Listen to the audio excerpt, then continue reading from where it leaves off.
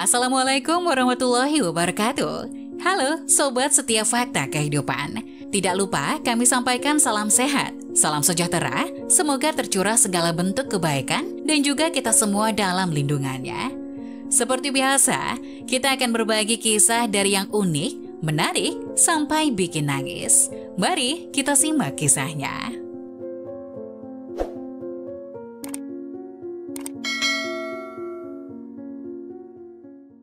Pria tidak mau mengakui anaknya setelah melihat warna kulitnya, berubah pikiran setelah anak mendapatkan warisan besar tak terduga.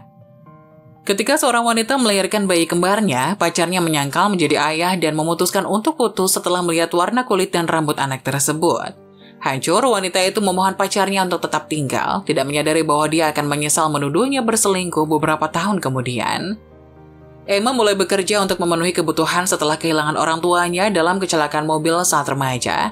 Dia tinggal di sebuah kota kecil berpenduduk jarang yang dikelilingi oleh sungai, di mana kebanyakan orang saling mengenal. Karena status keuangannya yang buruk, Emma tidak bisa belajar setelah SMA. Alih-alih kuliah, gadis muda itu bekerja sebagai pengasuh bayi untuk memenuhi kebutuhannya. Dia hampir tidak bisa memenuhi kebutuhan dengan pekerjaan barunya, tetapi merasa bersyukur atas uang yang dia peroleh. Bagaimanapun dia memilih untuk bekerja keras daripada mengemis di jalanan. Beberapa tahun kemudian, Emma menemukan kesempatan untuk bekerja sebagai pengasuh wanita berusia 50 tahun yang berjuang melawan kanker. Dia ingin segera menerima tawaran itu karena uangnya. Dia dibayar lebih dari yang dia peroleh saat merawat bayi. Kurasa Emma harus menerima tawaran ini sayang, pacar Emma Roger memberitahunya setelah mengetahui tentang gajinya. Saya ingin, tapi saya tidak punya pengalaman merawat orang sakit. Perempuan 23 tahun itu memprotes. Apakah menurutmu aku bisa melakukan ini? Tentu saja Emma, ini kesempatanmu untuk beralih pekerjaan yang sangat menguntungkan, jawab Roger. Emma pindah dengan pacarnya setelah berkencan dengannya selama setahun. Dia pikir dia memiliki semua kualitas yang dia inginkan pada pasangannya, tidak menyadari dia akan segera berpaling darinya. Setelah menerima tawaran atas rekomendasi pacarnya, Emma mulai bekerja sebagai pengasuh. Sementara itu Roger mendapat pekerjaan baru sebagai loader di sebuah gudang kecil di kota.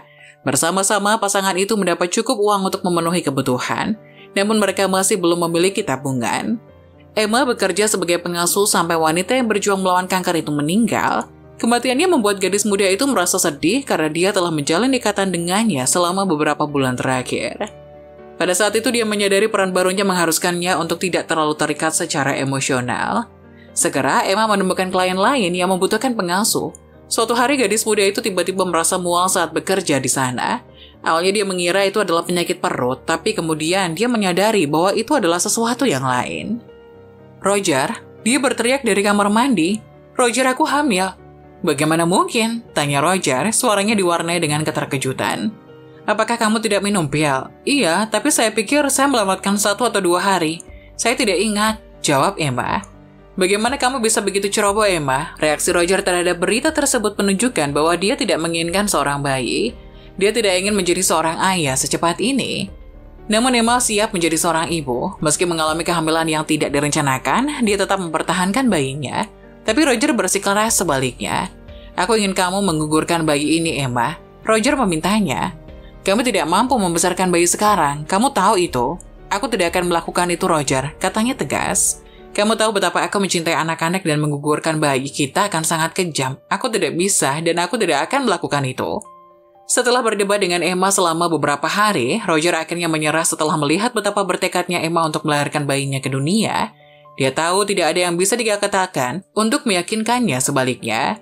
Pasangan itu banyak bertengkar di bulan-bulan berikutnya karena pengeluaran mereka yang meningkat. Setiap minggu Roger akan memberitahunya bahwa dia seharusnya menggugurkan bayinya, sementara calon ibu itu akan memintanya untuk tidak mengkhawatirkan tagihan medis. Aku akan membayarnya sendiri, katanya sambil menangis. Terlepas dari perbedaannya dengan Emma, Roger tetap bersamanya sampai waktu melahirkan. Dia membawanya ke rumah sakit ketika ketubannya pecah dan tetap ada di sisinya, memegang tangannya saat dia mengalami sakit persalinan. Beberapa jam kemudian, seorang perawat mendatangi Roger dengan menggendong bayi laki-laki yang cantik.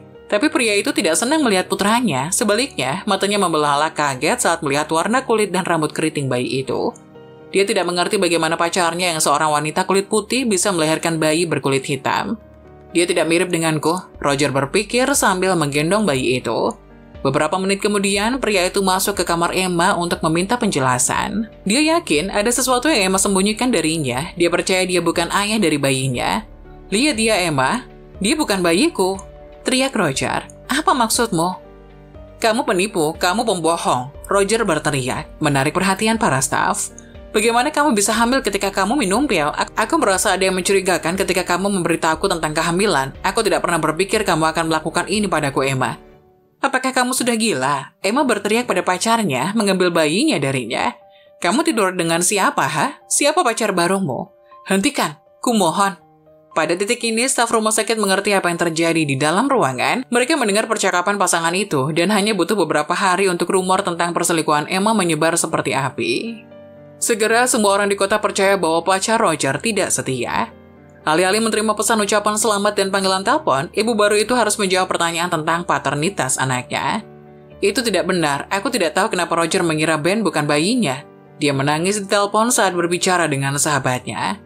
Beberapa hari setelah kembali dari rumah sakit, Roger meminta Emma keluar dari rumahnya. "Aku tidak mau hidup dengan penipu, kita sudah selesai. Sudah berakhir," katanya tegas menatap mata pacarnya. "Apa maksudmu kita sudah selesai? Kamu tahu aku tidak punya tempat tujuan, aku tidak punya keluarga di sini. Tolong izinkan aku tinggal beberapa bulan di sini sampai aku menemukan tempat tinggal." "Itu bukan masalahku, Emma. Seharusnya kamu memikirkan hal ini sebelum tidur dengan pria lain."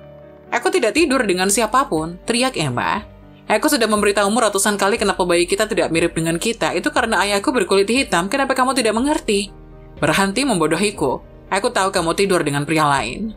Sambil memohon Roger untuk tidak putus dengannya, Emma mencoba yang terbaik untuk menghilangkan kesalahpahamannya, tapi dia tidak siap untuk mendengarkan apapun yang dia katakan. Yang dia inginkan hanyalah mengusirnya dari rumah bersama Ben. Merasa putus asa dan hancur, Emma meninggalkan rumah pacarnya dan tinggal di rumah temannya selama beberapa hari sebelum dia menemukan rumah singgah untuk ibu tunggal. Sementara Emma mengatasi apa yang telah terjadi pada hidupnya, desas-desus tentang perselingkuhannya sampai ke salah satu pria terkaya di kota, Samuel. Dia adalah seorang milioner yang telah menghabiskan hidupnya membantu orang yang kurang beruntung. Sekarang, dia berada di ranjang kematian setelah didiagnosis dengan penyakit yang mengancam jiwa. "Apakah kamu berbicara tentang wanita yang dulu bekerja sebagai pengasuh?" Pria itu bertanya pada cucunya setelah mendengar desas-desus tentang Emma dan Roger. "Iya, dia wanita yang sama yang menjaga ibu selama berhari-hari," jawab cucu Samuel. "Ya Tuhan, dia wanita yang sangat baik dan jujur. Aku yakin dia tidak selingkuh dari pacarnya. Masih ada lagi cerita ini." Karena Samuel memiliki sudut pandang yang lembut bagi orang-orang yang berjuang secara finansial dan tahu bahwa Emma berada di perahu yang sama, dia mengambil kesempatan ini untuk bermurah hati kepadanya untuk terakhir kalinya. Beberapa minggu setelah kematiannya, Emma menerima surat dari seorang pengacara yang menyatakan bahwa Ben telah menerima ribuan dolar sebagai warisan dari seorang pria bernama Samuel. "Siapa itu?" Dia bertanya-tanya. Dia pikir itu terlalu bagus untuk menjadi kenyataan, tapi memutuskan untuk mengunjungi pengacara di alamat kop tersebut. "Tuan Samuel menelpon saya beberapa hari sebelum kematiannya untuk menambahkan nama putra Anda ke daftar ahli warisnya," kata pengacara itu kepada Emma sambil menunjukkan surat wasiat mendiang pria itu. "Tapi kenapa? Saya bahkan tidak mengenalnya," dia menjawab saat matanya terbelalak kaget. "Tuan Samuel tahu Anda akan menanyakan hal ini, jadi dia meninggalkan surat ini untuk menjawab pertanyaan Anda." Pengacara itu menyerahkan sebuah amplop kepada Emma. "Silakan dibaca." Merasa bingung, Emma membuka amplop tersegel dan mengeluarkan surat tulisan tangan. Dia menarik nafas dalam-dalam sebelum membaca apa yang ingin dikatakan almarhum pria itu padanya. "Saya ingat Anda merawat putri saya setelah didiagnosis kanker. Meskipun Anda tidak tahu bagaimana merawat orang yang terbaring di tempat tidur, Anda memenuhi tugas Anda dengan kejujuran dan dedikasi. Saya hanya melihat Anda sekali ketika saya mengunjunginya, tetapi saya terkesan dengan Anda, etos kerja," bunyi surat itu. "Namun ketika cucu saya memberitahu saya apa yang dilakukan pacar Anda, saya tahu Anda tidak bersalah. Jika Anda tidak jujur, Anda tidak akan memberi makan putri saya dan merawatnya selama berhari-hari terakhirnya. Saya ingin menghargai Anda atas kerja keras, dan saya pikir cara terbaiknya adalah memberikan uang kepada putra Anda. Saya harap ini membantu Anda membesarkannya dengan cara terbaik." Emma bisa merasakan air mata mengalir di pipinya setelah membaca surat yang menyentuh hati itu. Dia tidak mengenal Samuel secara pribadi, tapi apa yang dia tulis dalam surat itu membuatnya berpikir bahwa dia adalah pria paling baik yang pernah dia kenal. "Aku tidak percaya ini," dia menggelengkan kepalanya tidak percaya. Segera berita tentang kemurahan hati Samuel menyebar seperti api. Orang-orang terkejut mengetahui bahwa Ben menerima ribuan dolar dari seorang pria yang tidak dikenal ibunya. Sementara orang-orang bergosip tentang Emma, dia merasa bersyukur kepada Tuhan karena telah dibantu dengan cara yang tidak pernah terpikirkan olehnya. Segera dia pindah ke apartemen dengan Ben menggunakan uang warisannya. Hidup Emma berjalan dengan baik sampai suatu hari dia membuka pintu dan melihat mantan pacarnya berdiri di ambang pintu. Dia berdiri di sana dengan tangan di belakang, bahunya membungkuk ke depan dan pandangannya terkunci di tanah. "Apa yang kamu lakukan di sini?" Alis Emma berkerut. "Aku ingin minta maaf, Emma. Aku menyadari aku seharusnya tidak menuduhmu tanpa bukti. Aku merusak reputasimu dan tidak meninggalkan kebutuhan bisnis yang terlewat dalam menghancurkan hidupmu. Maaf, Emma." Terkejut dengan keberanian mantan pacarnya, Emma menyipitkan matanya saat melihat pakaian usang dan rambutnya yang acak-acakan. Dia yakin permintaan maafnya palsu. Dia tahu dia datang ke sana karena keserakahannya. "Dengar, Roger, aku tahu kenapa kamu di sini. Itu karena uang yang diterima Ben, kan?" "Tidak, bukan itu, Emma." Roger berbohong. "Percayalah padaku, aku tahu bayi itu milikku. Aku menyesal putus denganmu." "Berhentilah berbohong, Roger. Tidak ada tempat untukmu dalam hidup kamu setelah apa yang kamu lakukan pada kami. Kamu meninggalkan kami untuk menderita saat kami sangat membutuhkanmu."